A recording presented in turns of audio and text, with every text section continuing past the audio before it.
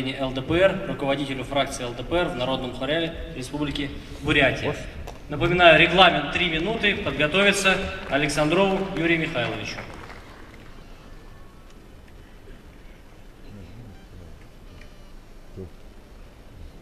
Дорогие соратники, разрешите приветствовать вас от имени региональной организации ЛДПР Республики Бурятия. Наша республика, насчитывающая около 1 миллиона человек населения, является высокодотационным субъектом Российской Федерации, что определяет как содержание нашей партийной работы, так и устремления простых избирателей. Главной проблемой сегодня является социальная апатия людей, неверие их в положительные перемены. Вызвано это состояние умов безответственной политикой правящей партии, игнорирующей интересы подавляющего большинства людей, населяющих республику. А как иначе реагировать людям на такой разительный контраст? С трибун чиновники вещают о туристическом кластере, о подъеме на недосягаемую высоту бренда республики, о каких-то мифических конкурентных преимуществах Республики Бурятия, в то время как вокруг вся та же неустроенность, разруха, а люди живут в ветшающих хрущобах с гнилой канализацией, да еще за все эти, в кавычках, удобства регулярно повышают плату. Многие, кстати, до сих пор живут в бараках без канализации, центрального отопления и удобств. Во время встреч с избирателями и акций, проводимых на площадях столицы республики, в районах, нам люди прямо говорят, что толку в том, что мы ходим на выборы?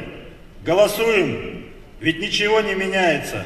И действительно, недостаточно просто принять закон, по которому всем рекомендовано хорошо жить. О неспособности власти говорит хотя бы такой штрих. В республике уже не 1 десяток лет наблюдается острая нехватка мест в детских садах. В результате многие молодые люди самого трудоспособного возраста вынуждены сидят без работы с детьми. Казалось бы, вот он, резерв увеличения собственных доходов бюджета. Но вместо реального решения проблемы власти с упоением говорят о том, что необходимо решать эту проблему. Видимо, надеются этими заклинаниями подманить инопланетян, которые прилетят и построят нам десяток детсадов. Хотя в республике хватает и строителей, и средства бы нашли при желании, потому что миллионы уходят на прихоти чиновников. У нас в Бурятии есть 2 здания, которые ремонтируются регулярно, ежегодно. Это здание правительства республики и здание Народного хурала. Сотни миллионов рублей уходят на эти ремонты, хотя если бы сделали перерыв в этой ремонтной эпопее, на эти средства, из этих материалов можно было бы решить проблему с детскими садами в течение 1 года. Бывшее государственное предприятие, составляющее промышленный потенциал республики в дореформенные годы, как остановились в 90-е, так и стоят как прежде, все больше превращаясь в руины. Выжили только 2 завода. Сельское хозяйство и в советское время нас не радовало урожаями, а сегодня сельчане едва кормят себя. Если в семье есть хотя бы 1 пенсионер, на селе процветает алкоголизм и преступность. Многие просто бегут из деревни в город. Все эти факторы привели к устойчивой тенденции. Из Бурятии постоянно увеличивается отток наиболее активного населения. Молодежь, обучающаяся в иногородних вузах, как правило, домой уже не возвращается. И на фоне всех этих проблем нищего в большинстве населения, как красная тряпка для быка, постоянно растущие аппетиты чиновничества. Всем, кто находится при власти, все время хотят большего для себя лично. Мало того, Народный хурал Республики Бурятия установил запредельно высокие заработные платы депутатам, работающим на освобожденной основе. Все эти депутаты – члены правящей партии, а также членам правительства республики. Зарплаты исчисляются сотнями тысяч рублей. Конкретно, заместитель председателя комитета получает заработную плату 250 тысяч рублей в месяц. Кроме того, еще и бывшим членам правительства и депутатам установлены доплаты из республиканского бюджета в 30 раз превышающие среднюю пенсию по республике. В 30 раз. Прошу вас, вдумайтесь в эту цифру. Доплаты исчисляются 100 тысяч рублей в месяц на рядового депутата, работающего на освобожденной основе. То есть до самой их смерти республиканский бюджет обязан выплачивать дань тем, кто хотя бы раз пробрался в правительство или в депутаты от правящей партии. В связи с изложенным у меня просьба к фракции ЛДПР в Государственной Думе.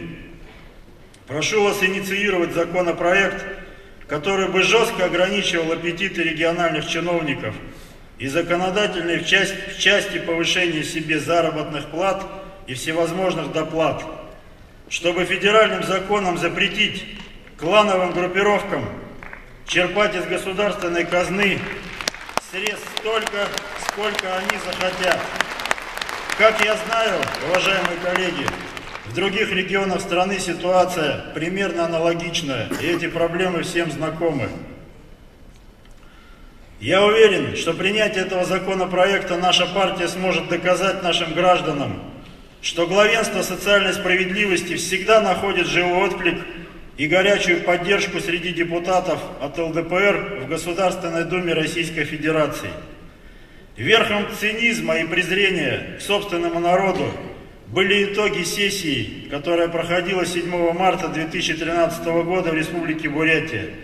Это принятие поправок к республиканскому закону об обороте алкогольной продукции, когда большинство депутатов Народного Хурала, протащившего возможность продавать алкогольную продукцию, прошу вас прислушаться к этим словам, на почтовых узлах связи, где выдают пенсии нашим пенсионерам. И, как правило, эти пенсии, алкогольную продукцию выдают под запись, когда пенсионер приходит за пенсией, практически уже получать нечего.